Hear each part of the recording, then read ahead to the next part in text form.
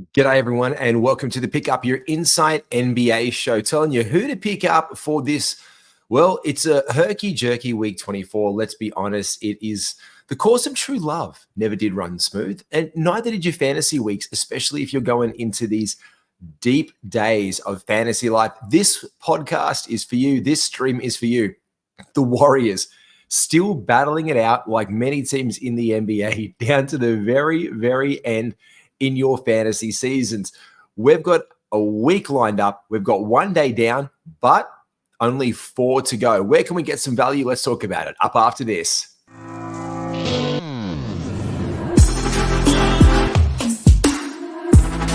Welcome to the Ultimate Super Coach and Fantasy Sports Show. You are now listening to the Insight Fantasy Sports Podcast. Yes, indeed, you are listening. I am your host at Matty G. Usually I do this show with Mally, and he will be back next week. We're going to chop up our biggest L's of the year, and we're going to do a winners special after that. We're going to do a couple more of the pickups to keep you up after the season ends, just to be talking NBA. It's not just about fantasy, it is about basketball, but it is about fantasy. If you are on the line, obviously this is a championship week for you because it's week 24. There's no ifs, no buts, no maybes about it. If you're in a consolidation bracket, fair enough. You're not getting the clams for this one, but you're obviously chasing it. This brings to mind the first thing that you need to be talking about with your fantasy managers next year is when you look at the roster settings, when they open up the league, says, oh yeah, I'm doing the fantasy, I've renewed the league, I'm doing it. The first you want to go and check in the league settings when you rejoin the league. You say, oh yeah, just send us an invite, I'll have a look. Or just ask them straight up. Ask your commissioner, what week are we going to finish in? And if they say, oh, just the end of the regular season, you should be straight away like, and say no. Run as fast as you can. Put in chat like, come on, mate. No way. Let's finish this up at 21. And this is the thing. I know one mate of mine who had to do it last minute. There was some stuff with the draft. Picks had to be reloaded in. Someone snuffed up somewhere along the line, and he had to basically salvage the league. And hats off, because that's awesome commissioning. And it's a lot of extra work for a commissioner to do, to then go back in to the draft and manually put in for 12 teams, each one of their picks. It sucks. And that's a shitty job for a commissioner to do. And it sucked because one guy arced up about something that he didn't do right, and he was trying to play fair, and everyone in chat agreed. However, the thing that he overlooked was then he had to reset the league settings for the playoffs. And that's an unfortunate oversight. And in that case, completely excusable. But if you're setting it up from scratch and you're a commissioner and your league is running this, do not do that. If you're in a league where your commissioner is going to have your fantasy season going to the very end, don't let them do it. Put in chat, come on, boys. We all know what happens around this time of the year. And that's going to bring up some of the stuff we're going to look at for games, because we had a little bit happen today. Anthony Davis, you think it's a must-win game versus the Warriors? Well, it's not really. At this point, it's going to be the play-in.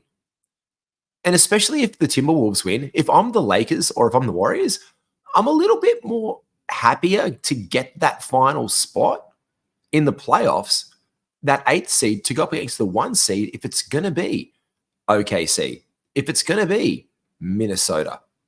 And it could be. And this is the thing. It is so close at number 1 in the West right now. And this plays into who's playing and who's being rested down the way.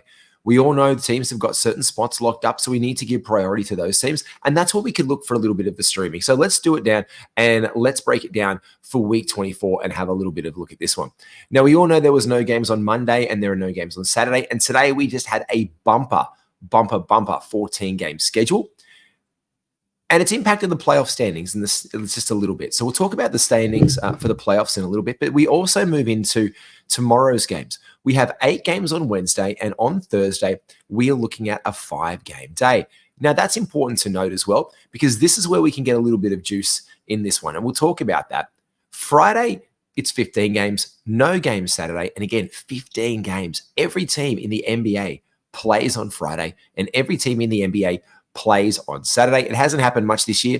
And Adam Silver and the team just decided to fuck us in fantasy and put it all together at the very last end of the week. So we know we had no back-to-backs here. We're rolling into the back-to-back set for the Hawks, the Hornets, the Mavs, the Nugs, the Clips, the Grizz, the Heat, the Bucks, the T-Wolves, the Thunder, the Magic, the Suns, the Spurs, and the Raptors. All these teams are on the back-to-back set. So which superstars are going to be rested? We'll talk about that. I'll do a breakdown of all 8 games in a second. But the important thing to notice is on these 2 very light days, the low volume games of 8 and 5 for Wednesday and Thursday, yep, this is the big FU to fantasy. This is the big fuff. FU fantasy. No team plays a back-to-back. Otherwise, you can imagine, let's say the Sacramento Kings, Trey Lyles being the most incredibly added man all year in fantasy to try and jam that in to a week for those who are still playing. We can look again to Thursday and Friday. But again, Fridays, there's no room. Obviously, you've got a full roster of guys you're rocking with, so you can get no juice out of that. You can get the game on Thursday. Yeah, there's only 5 of them. But when you look at the back end of this, with all 15 teams playing, the Celts, the Bulls, the Pistons, the Warriors, the Rockets, the Pels, the Knicks, the Trailblazers, Kings, and Jazz, whoever you're going to try and pull in there, has got to be very specific and a very specific ad for you in your fantasy matchup, because that's the only way to really manage this week. You can go no back-to-backs, obviously on Wednesday and Thursday, but that's our low volume games to target. So we're going to do that one. And because Mally's not here right now, and I did say, and by the way, shout out to like Mally and all the guys from Insight and everyone in our unlimited Insight and our regular Discord communities over there. Discord's popping off. Make sure you get involved in it. The free community is absolutely awesome. These guys are just, everyone's just such good chat, and it's awesome.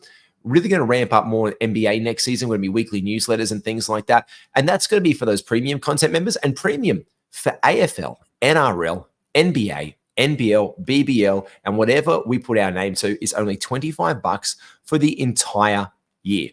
So get onto that one. Look, I said I would do it live on Mally, and usually I would do this with him and try and cook him up. I'm in a consolidation bracket with Mally right now, and it's all coming down to who is adding who. Now, he's trying to get Herbert Jones and get a few little ads out here. Guys are dropping and picking up people left, right, and center. He tried to pick up the other day Danilo Banson to get some extra points. Respect the move, didn't like it. And I'm currently up 5-4. And I generally don't do the whole, like, my private leagues too much and go up against Mally, but Mally and I love to talk it up. And I said in the show last week, if you go back and listen, I don't think I was going to get the win. He had a lot more games than me. He streams like the man streams like a maniac. In fact, I've used up 5 of my 12 streams because it's 2 weeks. So it's not a 12 streams. If you're like, what the fuck? What 12 streams a week? That's ridiculous. Yeah, it's 6 a week. This is over 2 weeks. I didn't think I'd catch him. But I did on field goal percentage. My team has shot 500. Free throw percentage is good. It's 824 to me. He's at 830. So that's hanging in the balance. Now, I'm down on rebounds. I benched Tobias Harris the other day. He had an absolute monster for rebounds. But I know guys like Jalen Johnson. He's out for the Hawks tomorrow. So he's out for the remainder with his sprained ankle. He's going to be playing. He's not going to play on Wednesday. Jalen Johnson's going to get moved down. He's not going to be much good to me. Does he even play again? This is the thing with tomorrow's games. I've only got 1, 2, 3, 4 guys on. And tomorrow in my matchup, he has a full day with James Harden and Manuel Quickley being possibly rostered. So I've got to start looking at dumping out lots of guys out of my team to stream him in. The thing which is hanging in the balance for us is steals. I've managed to chip away quite nicely and get 5 up on this week. He is not catching me on turnovers and blocks. I could still ace him on points, but I've had guys like Donovan Mitchell. I've had him out. I've had Bridges out. So I'm going to have to stream really hard to focus on those areas, especially with how the schedule goes tomorrow. And this is the crazy thing. With the 8 games, and you never know what's happening in your league until you look at your own roster and the roster of your opponent. Again, I have 4 games tomorrow. 4 games out of the 8. That sucks for me. He's angled his teams to have a completely full, that's 1, 2, 3, 4, 5, 6, 7-person roster for tomorrow active. He has 3 more slots than me. If we take it over to the Wednesday, like maybe it gets better for me. Maybe it looks better on Thursday, that super low volume day. Well, he's got 3 and I've got 4 who are all healthy. So yeah, I get a game back there, but it's close and it's to the wire. So again, let's look at the games for tomorrow. Let's do a bit of a game preview and talk about where we can get some juice to add. He's heating up. Let's rip around for it and see who we can get in for single stream ads for the day here. On the injured list, first up with Memphis and for Cleveland, we've got a questionable tag on Jake LaRavia and Lamar Stevens. Doubtful is Aldama, Concha, Kennard, and Brandon Clark is out this one. Desmond Bain and Jaron Jackson Jr. won't really return this season. Pretty much, as I say, they're done. So we can look to get guys in at the center position like Trey Jamison in there, Jordan Goodwin. And again, I loved Scottie Pippen Jr. as a streamer for steals. And in that league I just mentioned, and this is really funny, someone picked him up. And I was like, oh, you took him. He's trying to win back on this one. But if you look at his steals per game, they have been deadly. He's averaging double-digit points. So yeah, I'm going to put on my first watch list and an ad straight away. If you're playing, get in Scottie Pippen Jr. He's getting the minutes. He's getting 30-plus minutes. He's getting rebounds, assists, and steals. Steals can be close. He's got 4, 2, and 4 in his last 3 games. That's pretty bloody good. We want that on our team. So let's look for him there. Karis LeVert's obviously off your radar, but Isaac Okoro there. But of all these guys, Maxi Strus could be on some waiver wires for the Cavs, but pick him up. But again, a stronger stream option with higher availability in your leagues is Scottie Pippen Jr.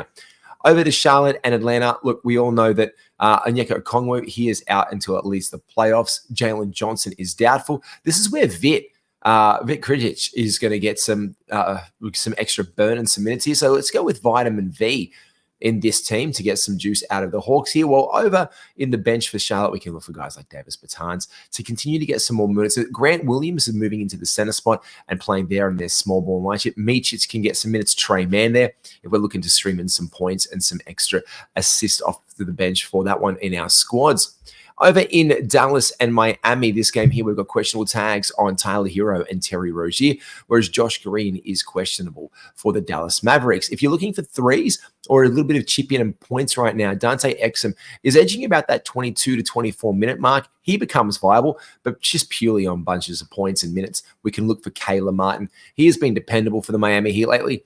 His role diminished, especially if Tyler Hero and Terry Rozier play. But if Tyler Hero goes out a little bit more, we can see some extra burn from Kayla Martin. Over in Toronto versus Brooklyn, we've got Jordan Nara. He is questionable for the Toronto Raptors tomorrow. But the big thing is the doubtful blokes, RJ Barrett, Kerry Olynyk, and Brucey Brown. Questionable, half the team.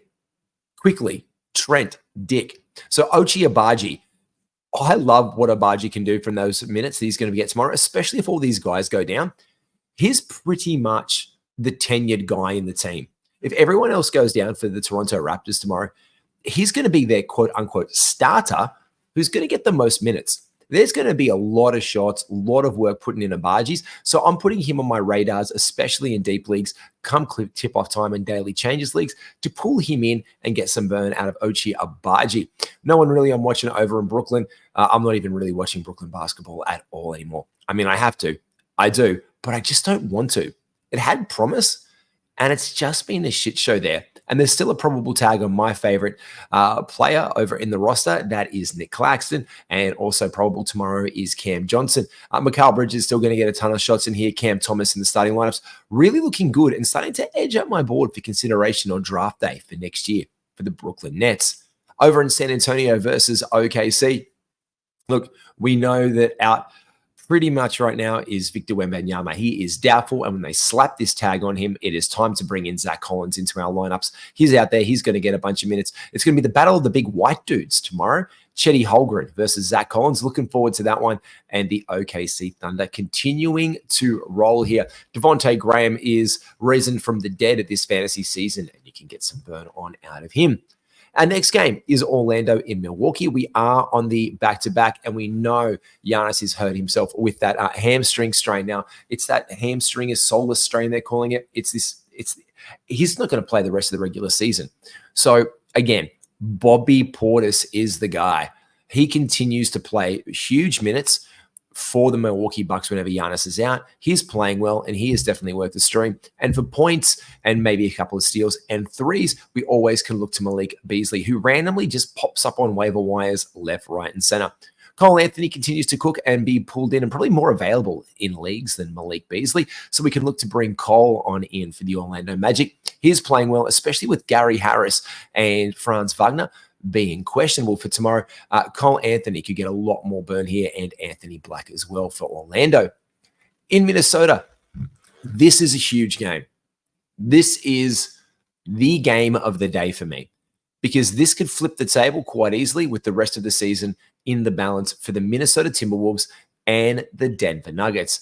Everyone is playing for both teams at this point, apart from Jamal Murray, who is doubtful.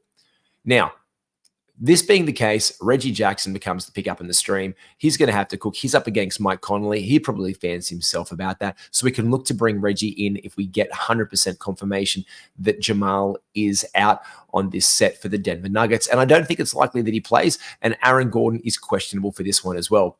This one gives Minnesota the edge. And this is probably why the Lakers as well rested and Anthony Davis was out today. Because if Anthony Davis, they want healthy into the playoffs, they also don't want to run into the Denver Nuggets. I'm very interested to see how this plays out and the outcome here. And this one, Phoenix and the Clippers. It's a little bit of history repeating. It's a little bit of deja vu, this one. This is absolutely huge. We have these guys going at it for basically 2 days in a row. Now, the Clips got the win today, 105-92. But I just want to go back because, to be fair, I was away camping.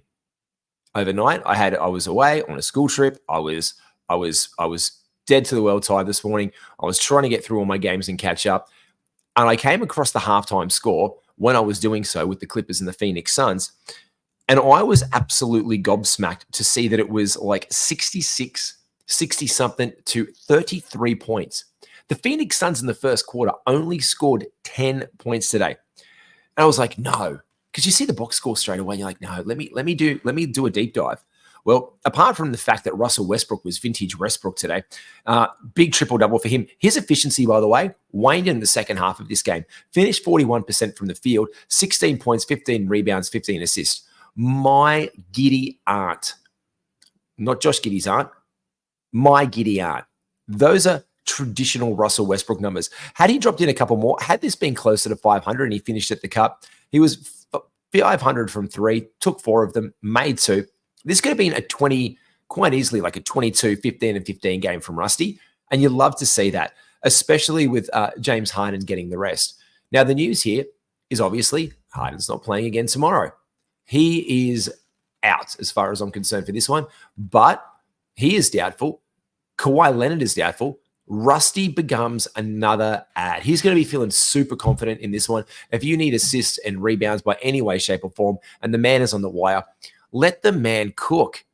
He's going to get out there and give it a massive run today. Also, we can look into bring Norm Powell. He didn't play that well today, 10, 5, and 1. Not great efficiency, but I expect a bit of a turnaround from him tomorrow. They absolutely pounded them. Now, I expect Phoenix to be better prepared tomorrow. I don't think we're going to see the Clippers double their score in the first half by no way, shape, or bloody form. I don't think we're in for that.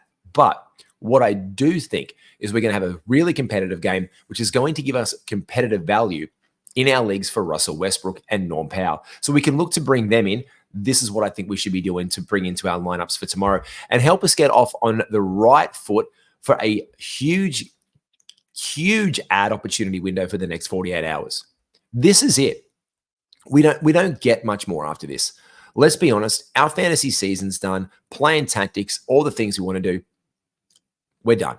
This is it, guys. It's the 2 green ones. Light ads tomorrow, 8 and 5. Because Friday and Sunday are 2 red days. Every team plays. But this does come with a little bit of a hook. Save a couple of ads.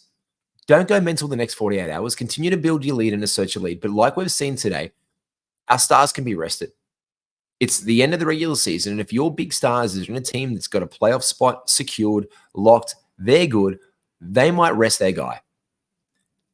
And that's going to be trouble if you're in a close one, especially come Sunday, the last day of the regular season, or on Friday. We've seen it happen multiple times. We've seen injuries just, I'm out for the rest of the regular season. Hello, Giannis, my hamstring's out. Oh, that really hurts. We've got the second seed. Don't need to worry about it. It's okay. This is what's going to happen. Save a couple of ads for those last days, just in case you need to, because there are teams that don't play on Sunday that play on Friday, you'd say. But no, they all play. They all play Friday. They all play Sunday. There's no games on Saturday. There's a rest day in between. So you can be looking at a lot of teams potentially to rest guys on their last day. Guys like Minnesota, I don't think will. Maybe they do. Who knows? I don't think they will. They're coming off a back-to-back tomorrow. They've got the back-to-back, but they play the Spurs and then the Grizzlies. They get one. This is the Nuggets. They can win those two games. But if the Minnesota Timberwolves win tomorrow, okay, they've got a buffer. Who are their opponents? Atlanta and Phoenix. Atlanta is much more competitive. Phoenix are much more competitive than the bloody fucking Memphis Grizzlies. So we know the advantage already lies with the Nuggets to get that seed, especially on strength of schedule. Tomorrow is absolutely huge for that one, because if that plays out tomorrow with the current lead that the Minnesota Timberwolves have, they just need to win one of those two games to stitch it up. As of today, the Timberwolves are on 55-54. They are split. Now, they are split down the middle with these guys. Now, if they win tomorrow, they get that game advantage over them. That's huge. You got to look at the season stats. But then we expect the Nuggets to win their next two. They could split the pair. Now, if that's the case, of the last three games, they finish on the equal schedule, Minnesota would still get the number one seed. Minnesota's got to lock into that tomorrow. So this is where we can start to see guys down the back on that Sunday, and they're rested and they're fresh. Locking up that seed, OKC is going to fall by the wayside. We know right now that the Clippers are going to probably get one more win in the rest of their clip for the week. They only have two more games, Utah and Houston. Utah's not much of a fight. They'll probably get that one in the bag, and they'll stay up on Dallas. The next closest one here, we've got New Orleans, we've got Phoenix and Sacramento to ding it out, and then we've got the Lakers and the Warriors. So let's look at that schedule and let's save an ad. Let's see you save at least one ad. If you're comfy, great. If you're comfy, you could save 4 of the bloody things. Save 2 of them till the last day and just play for some shits and giggles and drop some dudes and pull guys in. Not obviously your first class. Don't be a wanker about it. But who could you potentially drop to make sure you get that win if you've got to go deep onto Sunday with your team being rested? Just be aware of it as we track through the rest of the week. Let's have a look at that schedule. Let's do it up. Let's get our wins. Let's do this in week 24 and get to the end. Make sure you like and subscribe to All Things Insight. I'm Matty G. You can find me at NBA G Wiz, and everything for Insight you can find at Insight F Sports. I'll see you soon.